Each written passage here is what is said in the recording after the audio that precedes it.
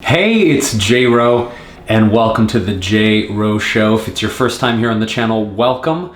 We're gonna talk about some amazing wellness tips today and show you one of my favorite recipes I've never done before here on the channel. And if you're an old school fan, welcome back. It's good to see you again. So today I wanna talk about why I ditched dairy products over 23 years ago. So to take it back for a second, we're talking about the mid-90s in Detroit, Michigan. And at that time, in that place, doing something like ditching dairy was a crazy idea. I remember certain family members and people in my circle asking me if I was joining a cult or abducted by aliens or doing something totally crazy. So I got all kinds of questions back then. Of course, nowadays, ditching dairy and using alternative milk products is something that's never been easier. But back then, there were a lot of reasons why I chose to do it. Reason number one was basically learning about studies that were coming out in the 90s about things like athletic performance and breathing and respiratory function being improved by eliminating dairy products from your diet. And at that time, I was a student athlete. I was doing basketball, I was doing track and field, and a lot of endurance sports like cross country. And I was also singing in a band at that time. And I noticed that I was just having a lot of respiratory issues, a lot of phlegm, a lot of things that were just not feeling the best in terms of performance athletically or musically using my voice. So one of the reasons I first started experimenting with eliminating dairy products from my diet was to see if it would enhance my performance. And I remember after a few months of doing it, I noticed that my breathing was easier. I wasn't having as much phlegm coming up and weird respiratory issues. So the first thing I noticed was definitely a performance enhancement by switching over to other non-dairy products. Now, at that time, there were not a lot of choices, right? I mean, we had like 1 or 2 brands of soy milk. There was a rice milk, and that was it. Nowadays, we have a plethora of other incredible options, a couple of which I'm gonna show you for my hot chocolate recipe, but we'll get to that in a second. The other thing, when I started researching more about the impact of athletic performance and respiratory function and singing being enhanced by eliminating dairy products, was of course at that time a lot of the information coming out about the environmental benefits, right? Like taking it easy on the animal products and eating more plant foods. That was a huge part of it in terms of reducing carbon emissions and just having a lighter environmental footprint. Now again, this was the 90s, so there wasn't as much information as there is now, but back then it was still a compelling issue for me of how can I have a lighter footprint and contribute to less suffering on the planet. So the environmental aspect was a huge part of that. And of course for me, you know, the part of reducing suffering for animals on factory farms and moving away from a lot of the cruelty that's tied up in that industry. It was really, you know, first of all about my health and performance as an athlete and a singer, secondarily about the environmental benefits, and third about really reducing the strain on the animals in factory farms and not really wanting to support that industry. So over the course of 3 years, when I was 18 years old and first started researching this stuff, I went from being a junk fooditarian, which is way beyond standard American diet. I was going out of my way to eat really bad food, and then found myself standing in my mom's kitchen right before my 21st birthday and said, I think I'm vegan now. It was the strangest thing to come out of my mouth because it wasn't necessarily a destination I had had. But for me, eliminating dairy led to experimenting with eating less animal products and eating more plant foods and more superfoods and more organic foods. And over the course of a 3-year period, I went from being a hardcore standard American junk fooditarian to being fully plant-based, which I've maintained for over 23 years now. So I just wanted to share a little bit of my backstory of why I ditched dairy in the first place and what I did and how easy it is now with plant-based cheeses and milks and egg substitutes and all kinds of really wonderful things, yogurts, that it's never been easier to eat this way. So I want to share a gem from my history and then also show you what I do with one of my classic recipes. So part of this is vlog style, part of it is me doing a recipe which I haven't done in a while here on the channel. So treating you guys to something I haven't done in a while because I'm feeling it, I'm feeling myself. And this is a recipe that I have shared online and I think in a podcast before, but I've actually never done a video. So I wanted to show you one of the dairy-free recipes that I enjoy doing that is something from childhood I've always loved that my mom used to make. and that is a Mayan-style hot chocolate. It's a spicy hot chocolate. So super stoked because one of the biggest stars of this recipe is this amazing non-dairy milk from Elmhurst. I was recently turned on to Elmhurst about a year and a half ago, and they have a really phenomenal story basically about this New York dairy that converted itself to doing strictly plant milks, right? So they've been around since 1925, and they sent me these plant milks to try, and I'm super stoked because I've never tried it with this recipe before. It's the first time, so I'm excited. So this is their milked walnuts. It's only 2 ingredients, has no carrageenan, no fillers, no gums, no unpronounceable ingredients. Literally, the only 2 ingredients are filtered water and walnuts. So we're gonna be using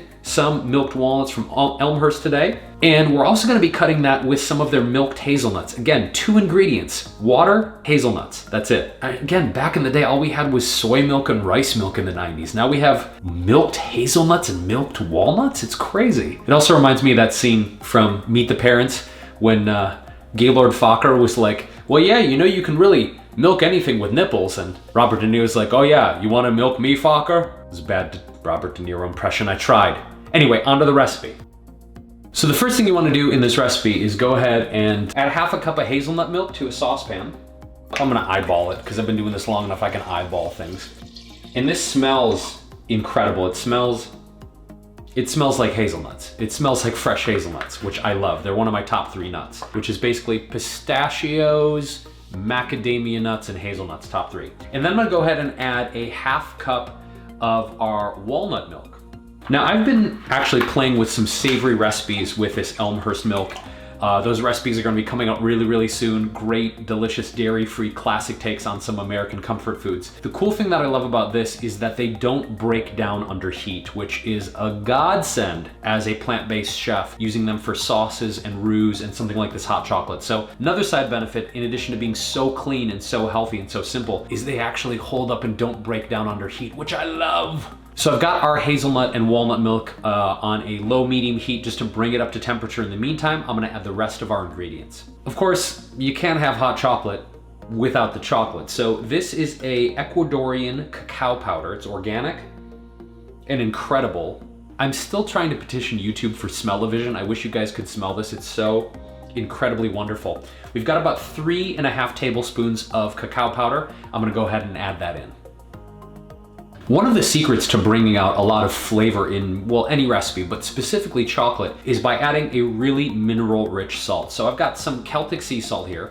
I wanna add no more than probably 1/8 of a teaspoon or a couple shakes, but having a little bit of salt with any chocolate recipe just really helps to bring out all of the highlights of the flavor profile. Next up, I wanna add a few shakes of organic cinnamon. Now this is a Vietnamese cinnamon. The reason I love this is because it's a 5% oil, and the aromatics of a higher oil cinnamon are just beyond anything in comparison. So if you can go and shop for a cinnamon, not all of them are created equal. Look for organic and look for one with a higher oil content because the flavor and the aromatics are just gonna be out of this world.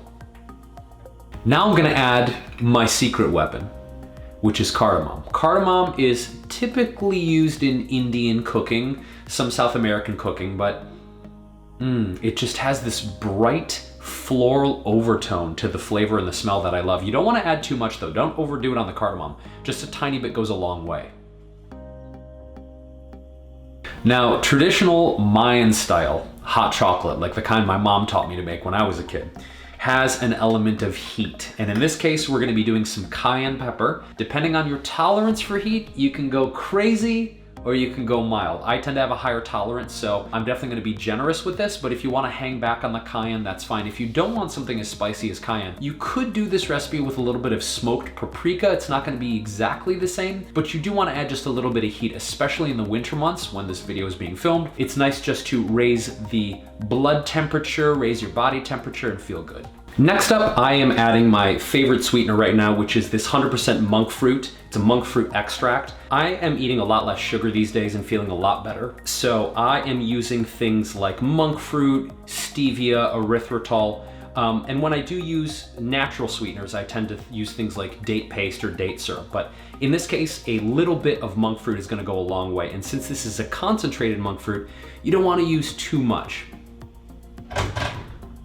The one tool that you're gonna need for this is a really good whisk, because you wanna make sure all of the spices are integrated and the monk fruit and the cacao powder. So as this is coming up to temperature, just make sure you've got your whisk handy and you're ready to roll. Once the hot chocolate starts to come to a gentle rolling boil, gentle, small bubbles, you want to dial back the heat to low and keep whisking it. Now this process of getting it up to heat and whisking it is not going to take any longer than probably 5 minutes. You don't want to overcook it, you don't want to burn the hot chocolate. So the whisking helps to distribute the heat evenly and make sure that all the spices and cacao powder and milk are playing nicely in your saucepan. And as I mentioned before, the great thing about these Elmhurst milks is that they don't break down when you cook them, which is amazing. I love it so much. Haha. Smells so good. All those spices, oh yeah. Now, once it's done, go ahead and take it off of heat and let it cool for a minute. And grab your favorite mug, like this one right here. Might not be big enough. I guess that means we're just gonna have to have 2 servings of hot chocolate. Oh well. Go ahead and pour some off into your favorite mug. But you know what a safer way to do that is, other than just going straight from the saucepan into the mug, is getting yourself a measuring cup. Much safer, much more efficient. Oh, look how beautiful that is. Oh yeah, that consistency, that color. Smells so good. It's absolutely one of my favorite things in the winter time, actually all time of year. There's not a time of year I'm gonna turn down a hot chocolate, but especially in the winter. They just have that certain comforting effect on the body and the mind. So it's the perfect time of year to do this. Some ASMR. You guys didn't bargain for the ASMR in this video, did you? All right, let's sample it. Oh, okay. Super creamy, velvety, smooth mouthfeel. It's got the kick of the cayenne and the cinnamon and the cardamom, that bright floralness I talked about.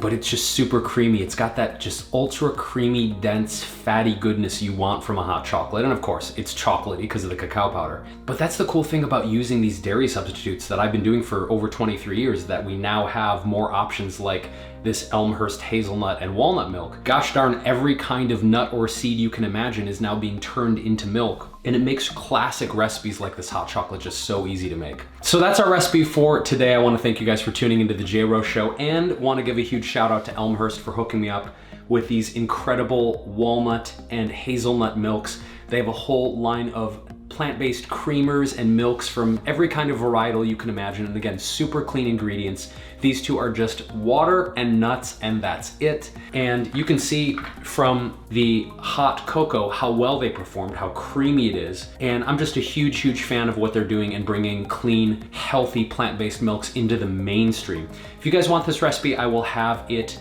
down below in the show notes here, and the links to Elmhurst and all of my great recipes if you guys want to check out more of my stuff. If you haven't done so yet, please give this video a thumbs up and subscribe here to the J. Rowe Show, where I will be coming up with a lot more great wellness content this year and beyond. And just want to thank you for your support, whether you're an old school subscriber or a first timer. Cheers to you guys, and make this hot cocoa at home, because you're never gonna go back to the dairy stuff once you see how smooth and creamy this stuff is. Trust me, I've been doing it 23 years and do not miss a thing. So adore you guys. Thanks so much for the ongoing support, and I'll catch you soon with another video here on the J. Rowe Show. Peace.